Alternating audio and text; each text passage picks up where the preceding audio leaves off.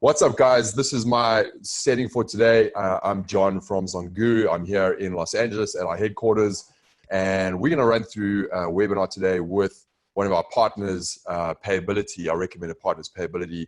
Alex Sklar is on with us, and we're going to have a great fireside chat, a little bit of a more relaxed setting for this webinar. We're going to go back and forth on a really important topic, which is, once you've actually launched a successful business on Amazon, you've done all of the work, you've taken a year, 6 months, whatever it is, you've put in all of that work, you've created this amazing product, you've launched it on Amazon, and it's successful, and then what? And I think this is a really, really important topic, and time again, we've seen, and including myself, I've launched products, and we've seen some of our customers launch products on Amazon, and they've had this amazing first 2 months, 50,000 a month, 60,000, 100,000 a month in the first few months. And sometimes you take your foot off the gas, or you get a few key strategic things wrong. And if you don't do those things correctly, very quickly you can get some depreciation with the Amazon algorithm. They are there to make money. They want to make sure that they can see that you're making money for them. And if you fall out of favor with the algorithm, sometimes it's a massive hill to climb, and you won't get there again. And I've had many of stories, I'm sure, Alex, you've heard them too, where people are like, yeah, I was earning 100,000, and all of a sudden, I don't know what happened, but my sales have started to drop, and now I'm doing 20,000 a month, or whatever that is. So to keep that momentum and that flywheel, and to stay at the top, there's some really important things that you need to get right. So we're going to cover that. But I want to first introduce Alex, who's one of our recommended partners. Alex, why don't you tell us a little bit about who Payability is, and a little bit of your background, and then we can jump into this fireside chat. Yeah, no, I agree with everything you were saying too, by the way, John. And so my name is Alex Sklar. I'm the head of business development and strategic partnerships for Payability. I've been in financial technology for the last 7 years, and I was in public accounting before that. Even before public accounting, I founded a couple companies, and just in general, love working with small businesses of all kinds, whether e-commerce or even brick and mortar. So what we do over here at Payability is Payability provides cash flow financing and cash flow and financing solutions for e-commerce merchants and marketplace sellers. So as well as Amazon, we also work with Newegg, Etsy, Top Hatter, pretty much you name it, any marketplace out there that we think that we can help out the sellers, we want to work with. And what we do is we essentially shorten the cash conversion cycle on marketplaces that pay on terms, while providing liquidity to the businesses that are selling on them. And just as a quick note, in the last 3 years, we've deployed a little over $2 billion in growth capital to online businesses. And we're looking to continue to do more and continue helping businesses out. Awesome. Yeah. So, this is such an important topic, and it really is, once you're actually live and you're selling, is around inventory, stock, capital. And we're going to dive into some nuggets on that. But maybe for some of you guys, and I heard there are a few of you guys who are actually selling already on Amazon, maybe just in chat, just give me, what's your number one challenge right now with your business on Amazon in terms of managing it and scaling it? If you have like a key nugget there, like this is the one thing that, I'm really struggling with. It could be anything from consistent focus, could be to stock, could be to supplies, whatever that is, chuck it in the chat over there, because I want to make sure that we can address those as we talk through this conversation, and also we can come back to it at the end as well. So if you have anything in terms of your number one challenge, just throw a couple in there. We've got to get at least one in there so that we know that you guys are alive and kicking on that side. So don't be shy, just chuck that in there. PPC, cool. Yeah, and the cost of advertising, I think that is huge, and it is, Amazon is putting such a focus on that. And as we see, bigger brands coming into play in the space, they are throwing a lot of money behind that. So your PPC costs can skyrocket if you don't keep an eye on that. So that is a huge one, and a big focus from us. And anyway, guys, just I know there are some Payability customers on here as well. So I am John from Zonguru. I'm the CEO of Zonguru, and our head office is here in Los Angeles. We have an all-in-one software for Amazon sellers. I'm also a seller myself. I launched Zonguru back in 2016, and I launched on Amazon back in 2014. So quite a while back now, can you believe it? And I have a product there or a few products there. And all of our developers and our team on Zonguru, they also sell on Amazon. It's a big thing that we try and instill amongst our team. So they're constantly thinking about how to create software and automation and data that can help you with decisions around your Amazon business, because it helps their business, it helps us, and we share that with you. So it's quite an exciting place to be. And our responsibility is to make sure that we bring you the right data at the right time in a relevant way, so you can make the right decisions on your business, so you can scale, and you don't miss some of those tricks. So that's one of our responsibilities from our side, and that's who we are from a Zonguru perspective. And let's jump into this chat. So I think I see a couple more here. Conversions. I have plenty of stock, focus, time, page. They have PPC. But Vicky says, how do I get momentum? And yeah, I think that's an absolutely important point. And it kind of sets up one of our first things to discuss here. I have my notes right here next to me, so I won't miss anything, guys. But let's jump in, Alex. I think the first thing I want to do to set the stage, in terms of, again, whether you've launched or not, this idea of I'm live with my product, and what do I need to do next to scale my business? I think it's really important to set the stage and say, what is the actual opportunity of the Amazon platform? How big is that? And I think people sometimes forget. I know I forget sometimes, but if you're on Amazon.com, you've got to remember that you have access to potentially 300 million people who are buying more than one product every single day on Amazon. So when you're launching your product, this whole concept of a niche within a niche is really, really important, because from the demand and the traffic, and we see it all the time in terms of how much search volume is actually coming in for whatever product you're selling on Amazon, you're probably getting if a percent of that traffic, and that is creating a healthy business for you on Amazon.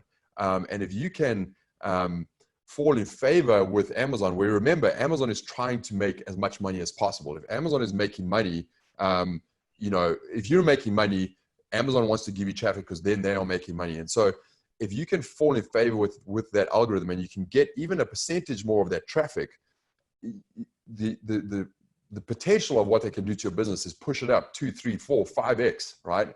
And so and on the flip side as well, if you fall out of favor, you can lose just 0.5%, and that could absolutely kill your business. So we're talking about a small variable change, where if Amazon decides to turn that tap on and send you more traffic organically by listing optimization and listing rank, or through their paid and remarketing advertising, well, don't forget they do that, and they if they like you, they'll send ads out about your product to other people and get them to buy products. If you just can turn it up a little bit, your business can absolutely skyrocket. And I think we forget that so many people talk about, like, okay, well, I need to start doing off Amazon traffic, and I need to get Facebook traffic going, and I need to do Shopify and all these kind of things. And if you're getting it right in the beginning on Amazon, you just need to keep that flywheel going, and your biggest challenge is going to be staying in stock. That is when everything's going well. It's like, I just need to put as much money into this thing because there's enough traffic here, and I just need to keep it going. So I don't know if you have any high level thoughts on that, Alex. Well, I think you bring up a lot of great points. And one of the biggest points you brought up, I think, is that everyone needs to understand is Amazon is in the business to make money as well. And so, the way marketplaces kind of value themselves is what's called GMV, gross marketplace value. Yeah. And the more you sell and the larger you build a catalog and the larger, the more you have an inventory, these are all metrics that Amazon is internally recording, as well as the other marketplaces, that actually make them more impressive. Because what we all need to remember is Amazon is focused on bringing in a lot of demand. And the way they bring in demand is by having the best products for people to buy and having the most choice. And then the other aspect, I would say that, when, I'm looking in the chat right now and I'm seeing PPC, I'm seeing advertising. The thing we always want to remember when we're in e-commerce altogether, whether it's Amazon specifically or across multiple platforms, is unlike a traditional brick and mortar retailer that has hours of closing and, like a restaurant, they close, they open, they're getting street traffic, they're getting foot traffic, maybe someone smells the food, that attracts them in. The challenge we see with e-commerce businesses in general is you don't exist unless you put some money out there to start with advertising and marketing. Unlike that traditional brick and mortar, who maybe is sponsoring the local softball team, people walk by and see them and maybe remember them. You literally don't exist to the world until you start telling people you exist. And for e-commerce, for Amazon, that exists through advertising. But on the flip side of that, there's so much opportunity, because unlike that traditional brick and mortar, we can be open 24 hours, 7 days a week, 365 days. So as long as you have stock, and as long as you still have your advertising going out there so people know you exist, you can literally be making sales around the clock, which is, you know, if handled right, it can be tremendous opportunity. Yeah, absolutely. And it's a really good point in that you have to, it's almost like all of the, when someone's doing a search, your door has to be open, your light has to be on, and they have to be able to see you. And that's obviously a combination of advertising and your launch strategy and your organic ranking and your listing optimization. So those are important things, and you have to stay on top of it. So we're going to dive into some of those. All right, I'm going to go through at a high level some of the key challenges that we all face in terms of scaling our business once we are live on Amazon and we're doing well. I'm going to list off some of these key ones, and then we're going to come back and dive in and do a little bit of discussion about each. And then we are going to showcase a little bit of Zonguru and some of the tools that can help you there. And then we're going to jump into a Q&A. So don't forget, guys, to make sure you use that Q&A button to add your questions, because I want to come back to all of them and answer as many as we can in this time. So as I go through these, guys, if you have any questions, make sure you add. All right, so here are some of the things that are some of the top challenges. I think the first one, and it's an obvious one, is staying in stock and the impact of if you run out of stock. And so we're going to get into that a little bit and talk about what happens if you run out of stock. What do you need to do? How can that actually impact your business? And I'll talk from experience of not only myself, but of other big sellers that we're constantly talking to, and I'll give you some insight there. Keeping a high listing score. So, you know, this is a reflection of what Amazon's algorithm thinks of your business. And, you know, it's a combination of reviews, seller rating, stock velocity, sales velocity, a whole bunch of stuff, and making sure that you can keep that listing score high. Because again, if Amazon sees you as a good, solid partner who can handle more traffic, they're going to send it to you. So we'll cover that. Fees and what that has in terms of an impact on net margin. Alex, I'm sure you'll have some thoughts around this from a finance guru perspective, but you know, again, it's going back to a philosophy that has been instilled in me from the beginning, and Adam Hudson talks about this a lot, which is it's not about turnover, it's about leftover. So what do you have left on the table? How can you use that to grow your business, and how can you make sure that is as big as it can be? So we're going to cover a little bit of that. Supplier relationships, building trust, and making sure you can get the best out of your suppliers. I think that is an absolute soft skill and an important skill. And that's what I love about this business around Amazon, is that it's not only data-driven and technology-driven, but you have to have the business management skills. If you truly want to make this into a business that really can scale, those soft skills of management and how you handle your partners, suppliers, and your trajectory is absolutely critical. So we'll cover some of that. This is the big one: consistent analysis and optimization of your business. If you don't get the right cadence going and using the right tools to make sure that you're fully optimized, you're in trouble. And Amazon is a fast-growing industry. It's a massive wave, and it changes fast. And you know, the Amazon also doesn't know what they're doing all the time. So they might, you know, they're growing so quickly that they might change the algorithm. It might affect you. You've got to stay on top of that. So we'll cover that. The impact of PPC, I know that was mentioned, so we're going to have to do that. Can you? Someone go grab my Jabber speaker. Can you? I can still hear you, Yeah, Alex. I don't think it's muting you, Alex. Just so you know. Can you hear me, Alex? Sorry. Sorry, I think someone turned on my my headset over by my desk, and it switched my audio. Gotcha. Okay, we got you back. Yeah, I didn't mute you, but okay, we got you back. And yeah, so I was talking about the impacts of PPC, and then finally, I want to give you guys some thoughts around launching additional product lines and launching in additional marketplaces. I think there's some really critical learnings about those two things So I want to jump in and make sure we cover that for you. So guys, how does that sound? If we jump into all of those, does that sound good? Or is there anything else there that we need to cover that we haven't covered? So if you have anything there, put it in the chat, say yes, sounds good. Or if you have any other things, put it in the chat so we can address that. Any other thoughts there, Alex, on what we covered? No, I mean, I think, you know, as we dive into inventory more, there's so much to talk about inventory. I mean, between fees, costs, and, you know, I mean, if I'll wait till we get into it. Okay, cool. No worries. Good. Okay. All right, guys. Yeah. So we're getting a lot of sounds great, awesome advice on the best way to not run out of stock. We talked about that. So we're going to dive into all of that. Glad you guys are there, and let's jump in. So I think the first thing we need to talk about is I'm going to come back to cash flow and capital, because that kind of leads from this idea of running out of stock. So I think the first question is it okay to run out of stock? And he has a nugget from my experience, right? Because I've definitely run out of stock way more than once over the years. And I think that the main concept, and you touched on this earlier, Alex, is that Amazon is in business to make sure they bring new, amazing products to customers that are of high quality, right? So that new part is really important. And when you launch, you are in a honeymoon period, at least for that first month, where Amazon is tested. They want to give you an opportunity to get your product in front of customers, right? Because if I'm selling this water bottle, you know, and this is the best seller at the moment, I might be making this amazing water bottle using Zonguru and all their great tools to create a much better water bottle.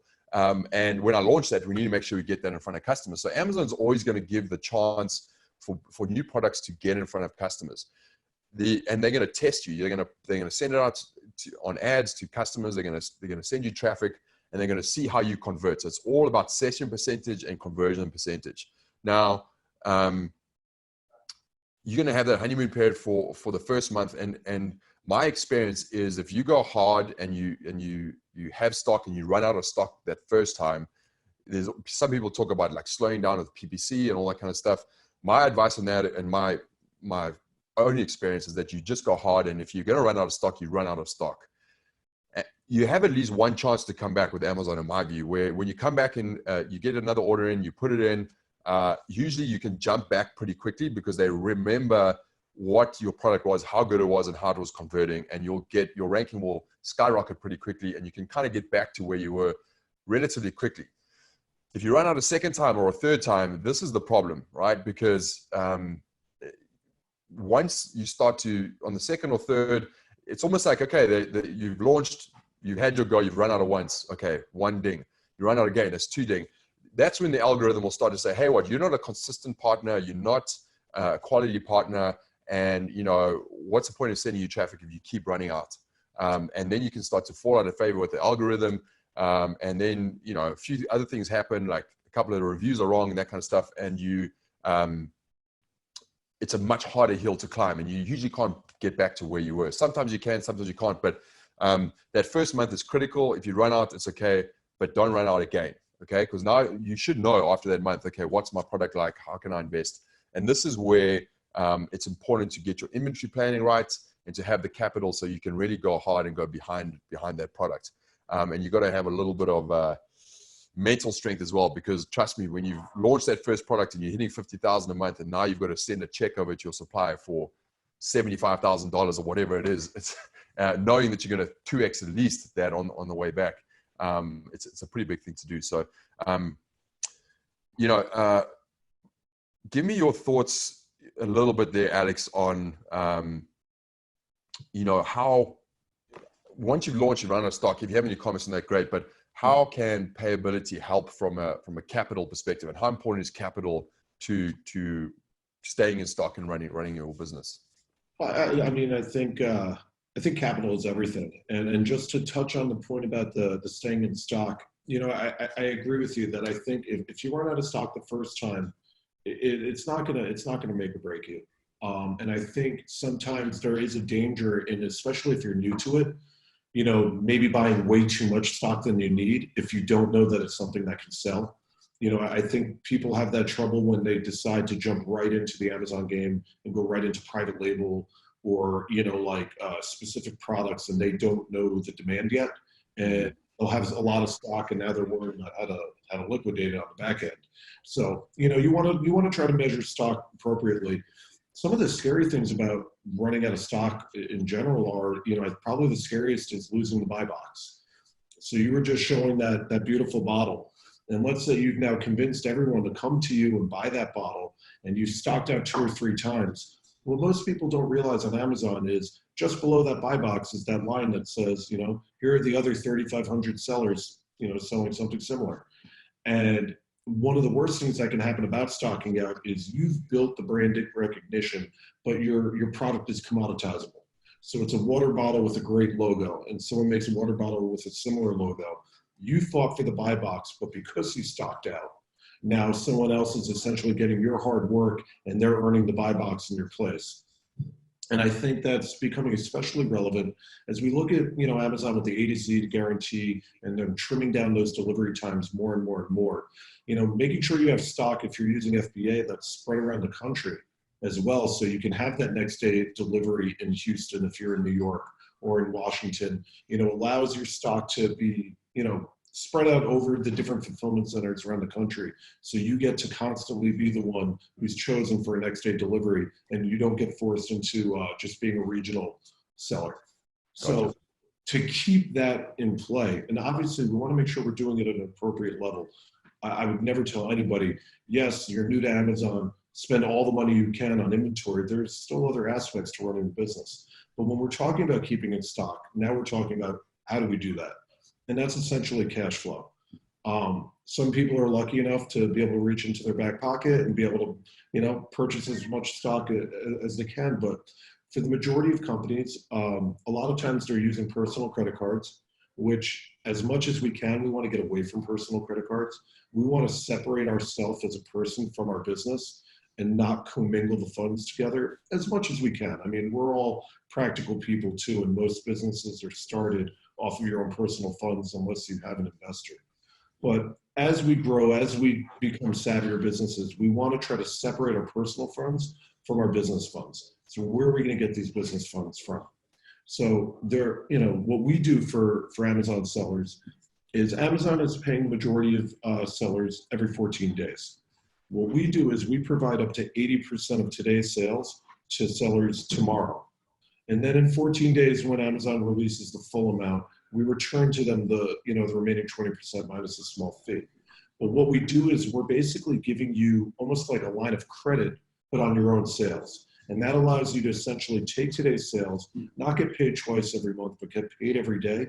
So you can constantly be reinvesting back in the business, whether that's marketing, whether, PPC, or for the majority of our customers, they're using it to constantly replenish inventory and then exponentially scale their business.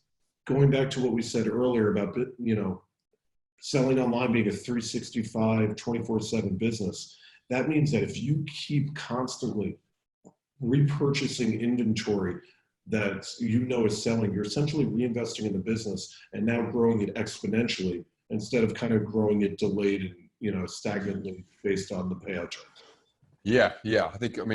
That's absolutely critical. And I think that's an awesome service that you can actually get that money ahead. And especially, the concept is you're starting with this 10 grand or whatever it is, and you want to invest that, compound that back into your business by buying your stock. As you sell, you're getting double your money back, invest that again, and just keep going. But again, if you're scaling quickly and Amazon is just sending you a little bit more traffic, I hear you.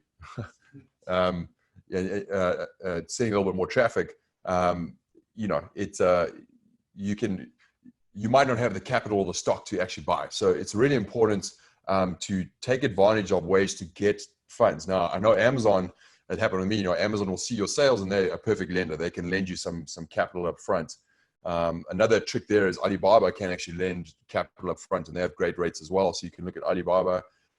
Another great trick, once you start to sell, is negotiate with your supplier on terms. This is your first order you've gone through. Make sure you can negotiate with them and say, hey, I know of suppliers who actually only pay of sellers who only pay their suppliers once the stock is actually landed in the US. So your turnaround time and that capital outlay the capital being held while your shipment is coming across is freed up. So there's a lot of ways to free up capital, including what Payability does there, which is obviously paying you up front as well. And just to talk about the supplier portion too, I think it's good for everyone to remember that your suppliers are human beings too, and you can have relationships with them. Sometimes people think they need to, spread out where they're buying their supplies from to a bunch of different people, but you got to think about it logically as well. If you're a great customer of your supplier and you're nice to work with and you have a real relationship with them, if you think about it in real life, who are you going to be more helpful to?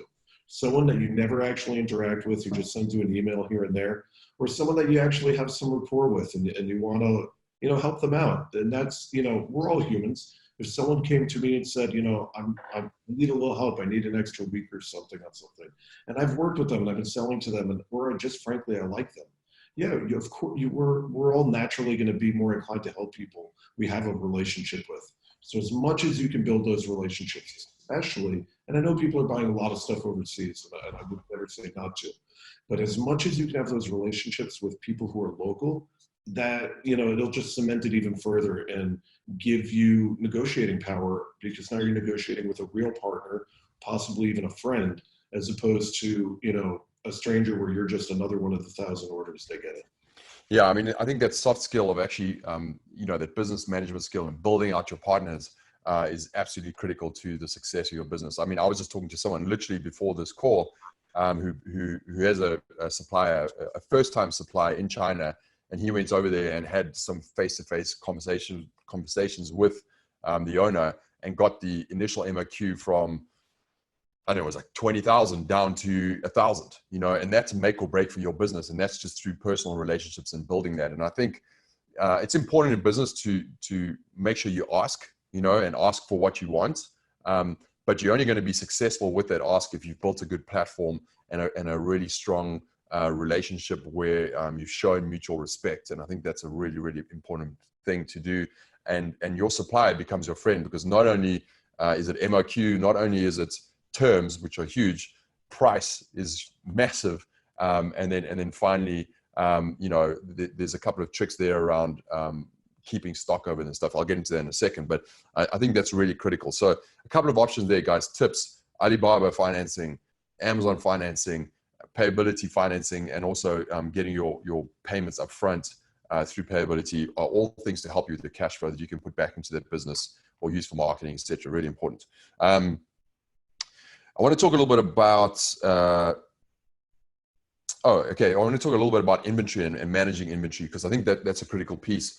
Now, if you're a first-time seller, you don't know what your seasonality, how much stock is going to be sent, how much sales you're going to make, if Amazon gives you more traffic, it's so difficult to project what that inventory is going to be like. And I think there are some really critical tips here. One is to make sure that you've tracked and looked at the key competitors in your space. And you can use our tool like SalesFi to actually look at the historical sales of your main competitors. And if you haven't looked at that, you've got to look at that and look at the seasonality and judge based on their year that they've sold, what does their projection look like? And then use that to infer what kind of stock levels you might need as you grow. And then the second thing is obviously to use Zonguru's inventory tracker, which basically looks at the velocity of your sales and seasonality based on what that product is selling in the marketplace, because we have all that data. So we'll know if your product's seasonal or not. So we take into account seasonality as well as the velocity that you're selling at to help you project when you need to reorder stock from your supplier in China. And that will notify you and help you to keep in stock. So there's a really, that inventory part of Zonguru is critical to you managing your business, and it will notify you, obviously, if you're running out of stock. Some other really important tips for you guys is to negotiate with your supplier. As you start to sell, you can actually say, hey, can you actually keep more stock over there instead, you might be doing one big shipment, but if they have stock that they can actually keep there and you worked out how you could ship that in quite quickly, if you're moving stock fast and move that directly into Amazon, where they have extra stock in China ready for you to ship directly in instead of waiting for you to go through the whole production process, that's definitely an ask, and that's something that works really well. So you have a lot of stock on a floor in China, and when you're ready to ship it, you ship it, and within 2 to 3 weeks, you've got that back in Amazon and you're ready to start selling, or you fly it over, or whatever it is. The other thing is obviously using a 3PL. That is a great way to get a lot of stock over here, but not, get all the Amazon fees involved, and which can hurt your net margin.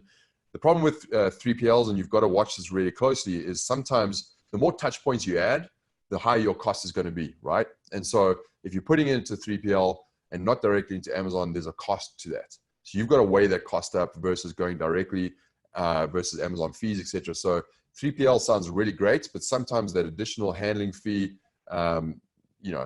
obviously can hurt your inventory, you can get damages, and there's an actual physical cost to housing that inventory and everything around that. So make sure you run your numbers there before you go and actually work with a 3PL. So those are kind of some tips around inventory that I think are really, really key. The next one I want to talk about is customer service. And how that can impact your business. And I think everyone here knows from the training that customer service is absolutely critical. We're going back to your Amazon listings, your Amazon seller score, and what the algorithm thinks of you as a business. And a lot of that is based on conversion, right? The key on Amazon is if you're getting traffic, if you can convert that traffic into a sale and make it into a happy customer, they're going to send you more business. So you have to manage your conversion. And conversion is also tied to your reviews, right? So reviews are absolutely critical. Hands down, staying on top of your reviews, one, to thank customers for buying it and to offer an opportunity for them to connect with you if they have any issues and get ahead of that issue is really important, number one. And number two is no matter if it's a bad review or a good review, responding in public on Amazon to those reviews. Thank you very much for this. Really appreciate it. Or I'm sorry this went wrong. We're going to fix it in public, making sure you respond to every single one, and then actually hopefully following up with that through your email communication to resolve that problem with your customer is absolutely critical. You have to stay on top of that. And we've got alerts that will send you alerts whenever you get a review, and you can respond to those. So that's really, really important. Customer service is paramount, and customer is king. You've got to do refunds. You've got to keep them happy. And it's a really awesome game to turn someone who's having a bad experience into a good customer, and that power of word of mouth is really critical. So stay on top of that. I think the real tip that I would give you guys there is to answer the Q&A. So when people ask questions on your product, get in there, answer those questions, because that also helps the algorithm. It's not the reviews I'm talking about, it's the actual Q&A section. So when someone says, hey, does this product is it waterproof, or whatever it is, answer those questions, get in there, answer them as a seller. A little bit of a hack there is you can actually get friends to post questions that are objections that you may want to answer yourself. So you can kind of seed some questions there as well, which is an important thing to do. So that's kind of my insider tips on customer service. I don't know if you have anything to add there, Alex. Well, one thing I would add on the customer service, it kind of falls right back into what we were talking about with inventory and stocking out.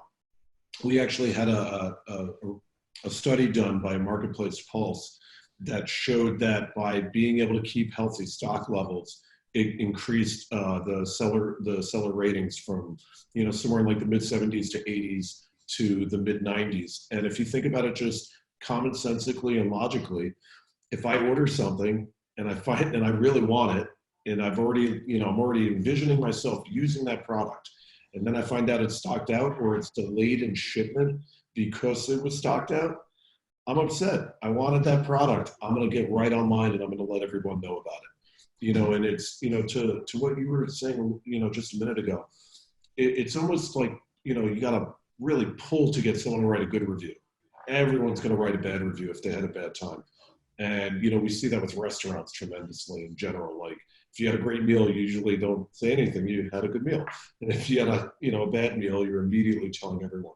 So again, the stock levels, because, not to beat it over the head, but there's a psychology involved with, if I never heard of your product, I'd go about my day happy and healthy.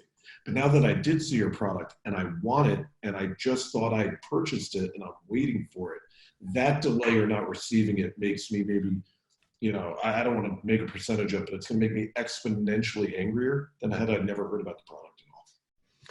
Yeah, it's a good point. And to touch on actual stock levels, remember going back to Amazon and Amazon wanting to make money out of you, if you're just squeaking by on 100, 200 units, all the time, Amazon's never going to turn on that spigot for you and send you a bunch of traffic, because they could turn it like not even an inkling of a percent and you'll be out of stock, So you've got to make sure that you build up at least a healthy inventory, 500, I don't know, you've got to look at your velocity, but have some solid stock in Amazon, because they want to know, hey, this guy's doing well, I'm going to make some money out of him, or this lady's going to be doing well, I'm going to make money out of her, send them traffic, and they've got the inventory to support that. So you've got to manage those levels and stay with a healthy quantity. I usually stick around that $1,000 mark, 1,000 product mark in Amazon, 500, 1,000. That's seasoned over time, but I like to keep those numbers in there at the very least, so that we have the stock there to sell. Okay, cool. Let's move on to, and guys, remember, if you have questions, put it in the Q&A. We're going to come back to them at the end. We won't forget your questions. We'll leave some time. We're going to be running, we're going to be closing this up pretty soon and then opening up for questions. So if you guys are following, loving the stuff, hit a yes or ask a question. We need to get in there and get some questions from you guys. All right, real quick, I want to cover optimizing for profits. I think this is obviously going back to that whole concept of managing for leftover, not turnover. It's easy to come and say, hey, I'm doing 100,000 a month, yeah, but if I'm running that at 15% versus 40% net margin, that's a massive difference in a business, so you have to manage for your net margins and your profits, and there's some really critical pieces that play into that.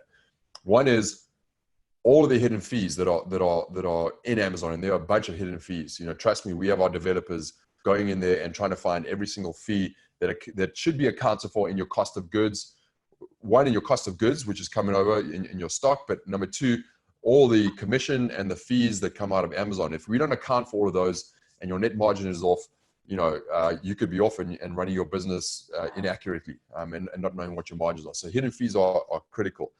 Amazon PPC costs, which come in after that and affect your net margin after all your fees. How do you manage those PPC costs?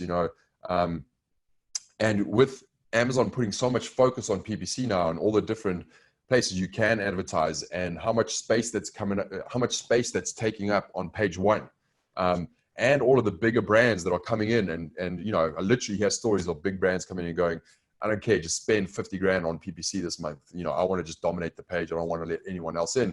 These are the kind of things that can happen in your space. And if you don't keep your eye on it, you can whittle down your margin in a few months, and it just becomes impossible to manage. And the balance between your organic traffic and your PPC, what is your ACoS? Is it 70% coming from organic and 30% coming from PPC? Or is there a change in that? So these are like really critical things that you have to keep your eye on in terms of your PPC costs. And, I think that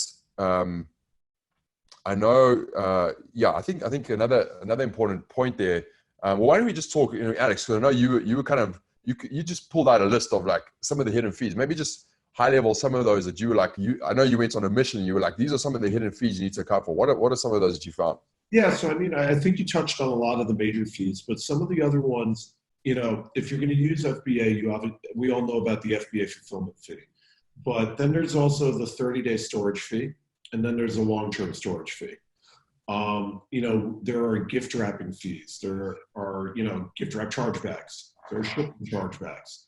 There are gift wrap chargeback refunds. There are shipping chargeback refunds. There's removal order fees, disposal order fees, refund administration fees, sales tax service fee, closing fee refunds, Amazon Pro subscriptions, coupon redemption fees. I mean, we could literally go on and on and on. Now, these shouldn't be terrifying either. Some of them are only maybe like, like 0.2%, but you add 0.2% up 20 times and that's 4% now. So it's, it's good thing to just, ideally you're tracking them. I mean, I think your guys' software is amazing. I love looking at it every time because you actually highlight so much of the stuff, because what we want to do is we want to ideally itemize it as much as we can, but then we want to look at the big picture. What's my gross revenue? What's my, what are my cost of goods sold? What's my gross margin? And then we can look at the fees, because fees are the expenses. We can work on those. Ideally, we want to make sure we're getting our products at a good price, so our COGS aren't higher than 50%. We want to try to shrink those down. And then we want to understand that while Amazon does all these things to make our life easier, and they give us all the options, they don't do anything for free. So if you do want to use FBA, understand that if you're selling an unseasonal product, if you're selling a seasonal product outside of season and it sits in FBA for 3 months, that's going to cost you. It's not just the FBA fee. They're going to hit you with the 30-day fee and then long-term service charges. So maybe don't hold it in FBA if it's out of season. There are things like that to kind of navigate, and you can only start to navigate them once you're tracking them and paying attention to them. 100%. So you've got to know what those hidden fees are, and also when they hit your business, right? Because to your point, some of these fees are actually hitting you months after.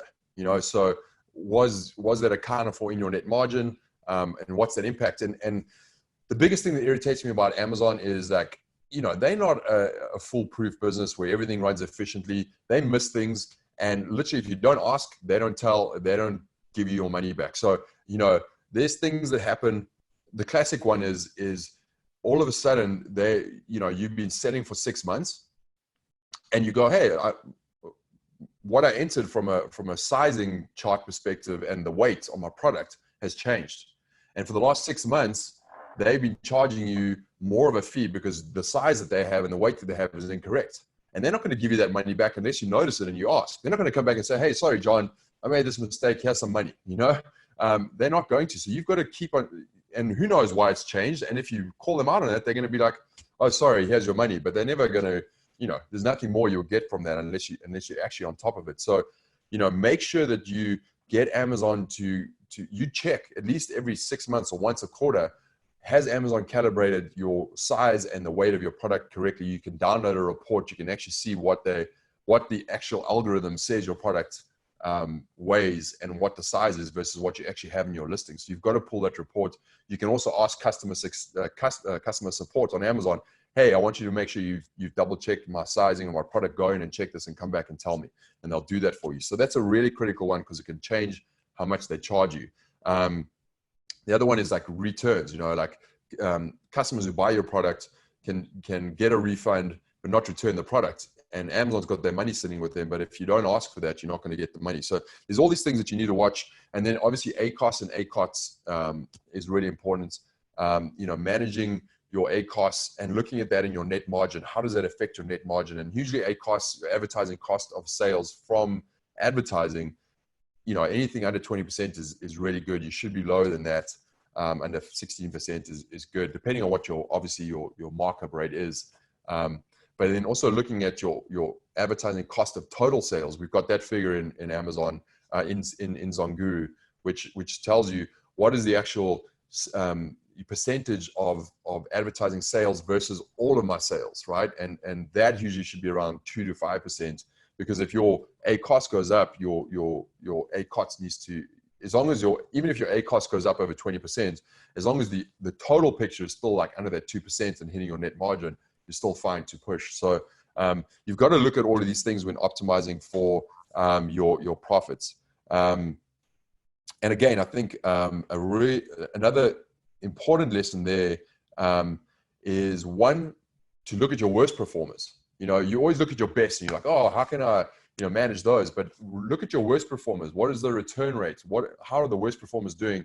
And make sure that you're optimizing those, because that can help you with your business. And then again, if you're managing for net margin, one of the biggest things you can do is go back to your supplier and renegotiate your cost of goods, right? Because if you can get that down, especially if you're an initial buyer, you might not be getting your cheapest cost, that you probably aren't. And they might not also be too proud to come back and say, hey, you know what, we charge you a lot, we want to charge you less. So make sure you kind of negotiate that up front and set the expectation. Hey, you guys are selling this to me for $5. once we're live and going, I'm going to go back and get some other quotes. So I just want to make sure, I realize you guys are probably not giving me your cheapest cost, give them an out. If you're not giving me your cheapest cost, but when I come back and negotiate, make sure you give me a better cost so that you haven't set the expectation that, oh yes, we're already giving you the cheapest cost, because it's not. And then go out and at least find a couple of other suppliers and renegotiate that. So definitely do that. Juan is telling us that we have 10 minutes left. So we're gonna jump through here before we open up for questions. One thing I do want to touch on at a high level is consistently optimizing your listing, right? Amazon is a changing algorithm. You've got new competitors coming in. Prices are changing. The biggest lesson that I learned is that you have to build in a consistent way to manage your business every single week, whether it's yourself or someone else. You need to go in and check. Am I optimized for all of the right keywords? Am I missing some keywords? Pull my search term report, put those keywords into my listing, make sure I'm getting a maximum amount of traffic, checking that in Listing Optimizer on Zonguru, making sure that the potential revenue that I can be getting, I'm actually getting. And if you guys look into that tool, it's amazing, but it will literally tell you, hey, you are optimized for 2 million of a potential 3 million pot of keywords. So it'll tell you if you need to optimize further. Am I indexed? Using our index checker to make sure that you're indexed and that you're getting all of the traffic that Amazon's algorithm actually recognizes you. And just making sure that you're on top of all of that from a business perspective, because that's organically, if you can get all of the traffic and get all those long tail keywords that your competitors aren't getting into your listing and you convert on those, your business will blow up. I would say probably that piece around optimizing your listing and traffic, and your images, and making sure you're testing your images and just keep you on top of that. That's critical, and you cannot take your foot off, because what you're doing today and what's working well today is not what's going to work in a month. And I've, from experience, from taking my eye off for a few weeks or months or whatever it is, that can really harm your business and you won't come back from that. So that's a really important piece. And then I think the last thing I want to say here is resourcing and delegating. As you build your business, this is that soft skill. How can I start to become that conductor? How can I find someone to run my customer service?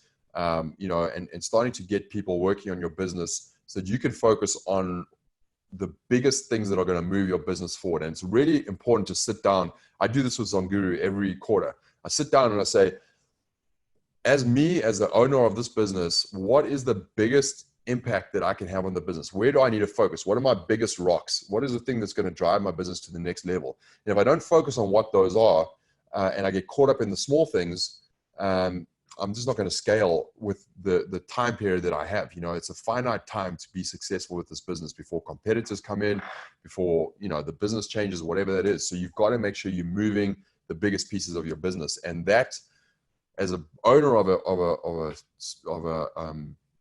an Amazon business, is working on efficiencies around your supply chain and around costs, working on your list, ensuring your listing is optimized for all that traffic, and then getting new products, right? And if you can launch new products, that's the name of the game. Never say, oh, I've done it, and take your foot off. Be like, great, I've done it once, let me do it again. Now it's easier, let me do it again. Let me do it again. And that's the way that you scale this business. It's not about getting into other markets with your same product. It's about building products and launching more products. That is going to be the name of your game. It diversifies your risk, and it scales your business massively. And that's where capital and all that stuff that Payability offers comes into play. You've got to keep launching new products, and you will grow and scale incredibly quickly. So that is, and one tip on that is, when you are looking to launch your product, understand from your supplier what other potential products they could launch around your business.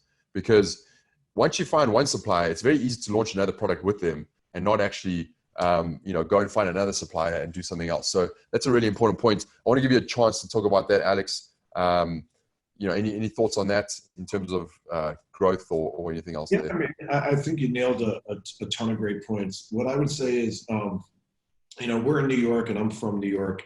And we have a saying in New York that nothing is sacred. And, you'll see your favorite restaurant of 30 years disappears. And if we approach business and we approach our product listing in the same way, assume that it may not feel like it's a fad, but it might be a fad. And it goes to growing your product catalog, because here in New York, everyone thought that, you know, taxi cabs had a monopoly. They'd never go away. Then you have Uber and you have Lyft, and now that once insanely valuable product is not as valuable. You know, we could make 100 examples from it, you know, Tickle Me Elmo to the fidget spinners. If we don't treat it like a business and we treat it like a get rich quick scheme, where I found this one thing, I'm going to sell, you know, 100,000 of them, I'm going to get rich. That's not the way real life works. It's, you know, it's a business. You're going to put time into it. You're going to work really hard at it, and you want to keep, you know, taking steps to grow that product catalog and find products that work, and don't ever trust that like that's always going to work. Be finding the next ones. And to what your point was with the suppliers, you don't even know that your supplier might, you know, they might be able to manufacture something new, or they might be a large wholesaler that when you tell them, I'm looking for this, they might be able to bring that on as well. And to something you said earlier, you never know until you ask. So as business owners, we can't be afraid to ask people, what's the harm in asking? Like, you're the business owner. You have to be a little pushy sometimes. Absolutely. Yeah. And again, that comes to, you know, having respect and mutual respect in your partnerships, but also asking the right hard business questions. They're really important. Guys, I know we're running almost up on the hour. Alex, I don't know how you are for time, but I want to run a little bit longer to give Q&A because, you know, we wanted to wrap up sooner. Are you good for a little bit of time? Well, let's do it. Okay. So yeah, we're going to jump into some Q&A. One thing, I want to actually, I'm just looking at Juan over here. I wanted to showcase our product. I think we can do that now real quick for a couple of minutes, and then we'll go to Q&A. So you guys hang on. I just want to show you real quick, and we'll do this in 2 minutes, but I want to give you a quick overview in literally 2 minutes. I'll do it. An overview of Zonguru and how this can help to manage your business. So can you guys see my screen? If you say yes, say yes. Alex, I think you can say too. Okay. Great. So, you know, guys, I think the most important thing, and you'll see the way that we've designed this actual dashboard is to literally give you all the information you need to exactly the points we talked about. Like we've done a really good job of not just showcasing you any data, but making sure we showcase it from through a business lens. You have to be able to look at this dashboard and be, hey, can I make the right decisions on my business? And we obviously give you your net margins, your business valuation, which is important. You can change, you know, this is month over month with your net profit, paid sales, a bunch of important stuff there. All of those hidden fees that we talked about are all broken down under all of these things. You can actually see all of the fees that come in. That breakdown of advertising cost versus your total cost of sales, and the proportion of organic to paid is important. This is a demo account that we use just for yoga mats. That inventory supply checker, it tells you when to take action with your 3PL, how much you have in stock. This will all notify you so you can stay in stock. And then what I talked about, which is your best and worst, your best revenue, margin, review rates, refund rates for all of the products that you sell. This is really important to understand what is performing from the best perspective and also what is from the worst. So this dashboard is really there to help you manage and be that brain for your business so you can focus on moving the biggest pieces that's going to bring you the most net margin, net profit. This business is running at 44%, which is awesome. You know, it's valued at 1.2 million. So, you know, this is a demo account, but again, that's how you can look at it. And the most important things from listing optimization is the keywords on fire, the keyword tracker, the listing optimizer. This tool here is so powerful right now in terms of, you know, you can literally load keywords, you know, from your keywords on fire, and you can, you know, any session that you've saved, you can pull in, load those keywords. It'll tell you which ones are the most powerful, and then it'll check it against your listing. You know, these ones with the big flames are really powerful ones. They'll tell you broad exact match. There's a whole bunch of that you can go into there, but the optimization of the listing, then also the monitoring of your products, the reviews coming in, and your email automation, and your tracking of competitors. These are all really critical things that can run your Amazon business. And, you know, I think that we have such amazing, how can I say it? We have such amazing research tools to help you launch your product on Amazon. But I always say to people, the power of Amazon actually really comes into play, with the power of Zonguru comes really into play once you've launched, because, you know, it's an all-in-one tool set, but it's really there to manage your business from every single aspect. And once you're live, you have everything on your fingertips here to run that business. So that at a high level is some of the tools here. We have an awesome offer for you guys, which I will send to you guys on this thing. But I think we can jump over and get into some questions if you guys have on the software, some for Alex as well as for me. So we can totally jump into some of those questions now, and then jump into the offer at the end. Okay, so let's go over some of these questions. So Juan, anything in the open section I can cover, right? All of them. I mean, we have amazing questions. I've answered a few already. Okay, I will jump in here. From the top if you want. Okay, so Alyssa says, if you don't have a seller's account yet, how can you use Zonguru to identify potential products? Alyssa, that's a great question. As I just said, like we have some really, really powerful tools for product research, and you don't have to have a seller account on Amazon in order to use those. So I want to be really clear about that. Connecting your Seller Central account is important, just so that we can make sure that we give you as much data as possible, but it's not absolutely necessary when you're in the research phase. So the Chrome extension, the niche radar, keywords on fire, those are all tools you can use to get the data you need to be able to make decisions around what product to go after, and they are super powerful. So you don't need to connect immediately, but there's no harm in you doing that. And if you have a professional seller's account, you can connect it. And a tip there is that if you have a professional seller's account, it's $39 a month. If you launch in 6 months, you can go back to Amazon and say, hey, please refund me for those first 6 months because I wasn't live, and they'll send you the money back. But you have to ask. Remember? I said you have to ask Amazon. So ask them and they'll give you the money back. Let's see, Karen Mellington, launching a product after 1 week with no sales, have dropped price, have coupons, increased PPC, and on page 1, what now? There's a lot in that question there, Karen. I think the thing that stands out for me there is if you're on page 1 already and you're not getting sales, it sounds to me like you might not have enough demand. And so maybe that's a failing in how you launch the product and whether you actually have the correct. The biggest thing about Amazon is you're selling a product where people are searching for it. If no one knows about your product or your category, you're not going to get people looking at your product. So if you're already on page 1 and you're not getting sales, it might be a demand problem. So you might have to go back and look at that. What I would do is run a session on keywords on fire on your product phrase. So for example, if it's yoga mat, run it on yoga mat, and then look at all the keywords. It'll tell you what is the actual search volume that they generate on a monthly basis on Amazon, and what is the actual potential dollars from keywords that you can get from those things. And if you're sitting at 200 searches a month and $1,000 a month that you can potentially get, the demand is just not there. But if you're actually seeing, hey, there's a bunch that are doing 2,000 searches a month and $10,000 a month, double check that. If you don't have it in your listing, put it in through Listing Optimizer. So I would go back and run a keywords on fire session for your product and then re-optimize your listing to make sure you have all of those keywords in there so you can index and drive traffic. So hopefully that helps you, Karen. All right, I want to see if there's a question here for Alex that we can look at. Mandy, what kind of conversion percentage should you be looking at? Remember that on Amazon, it's the highest converting site in the world because people are going there looking to buy products. They're not going to Google where they're just searching, and they actually convert. And anything from 12 to 20% is amazing. So start to look at those numbers. But look at it for your category. So you can look at what others are converting, session percentages. That's another training though. All right, maybe there's a question here for Alex. If you have more than one product, does running out of stock for just one of your products affect the rating of your other products? I don't know if you'll know that, Alex.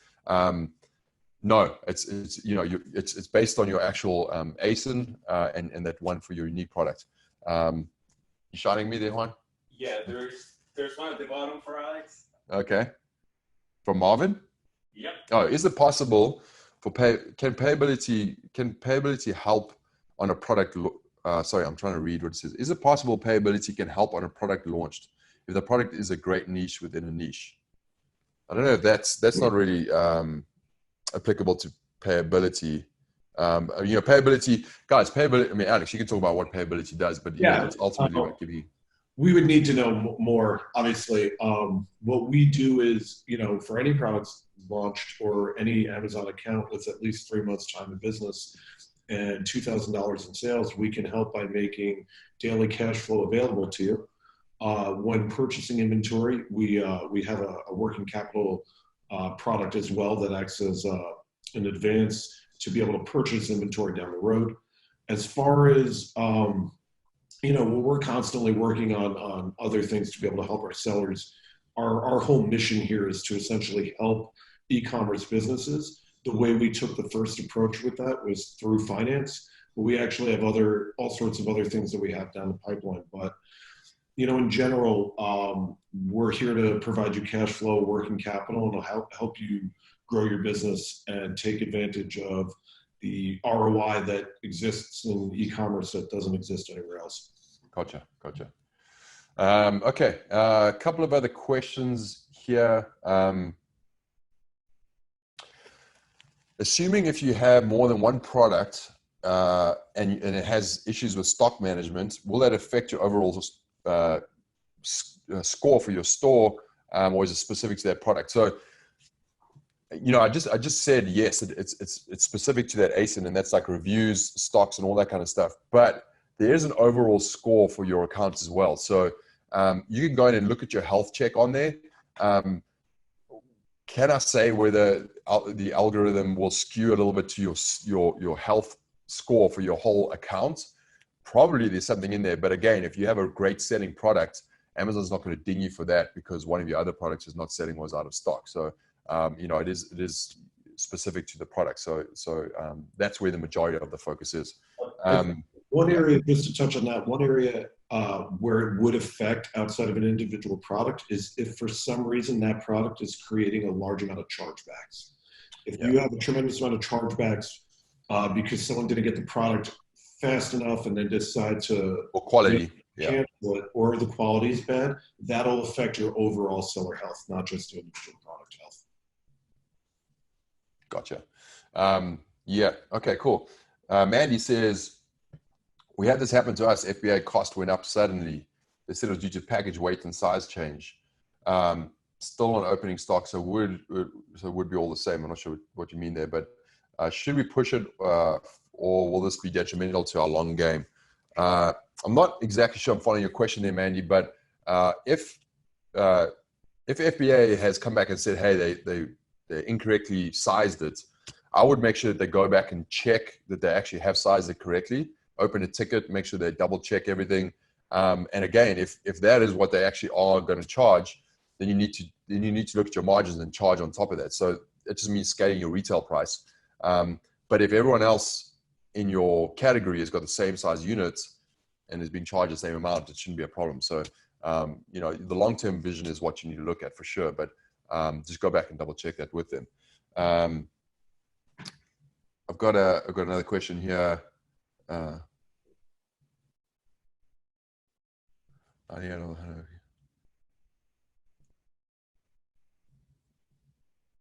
Okay, so question from John here. I've just used your ASIN index checker on a competitor's product on the top 100 ZG rated keywords. I'm curious to know how this competitor is indexing for 98 out of the 100 keywords when, from what I can see, they have almost none of them in their title, bullet points, or description. There's a lot okay, so John, it's a really good question. It depends on what that product is, because seasonality, a seasoned product that's been around for a long time, if they had those keywords in there before and the algorithm has actually indexed for those, sometimes they hang on to those keywords. They might have them in their backend and search term keywords where they might be stored there. And also if it's a vendor product, there's certain things that's happening with the algorithm that they've actually ranked for those before, and Amazon is holding on to that ranking. So you're probably looking at a product that has been around for some time and is really seasoned. So it's always good to index check them for sure.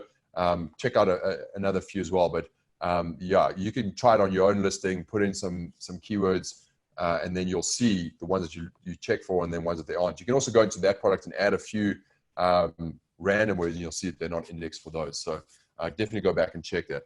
Let me see what else is here. I think some of the other questions have disappeared. Okay, so one more from Stuart here.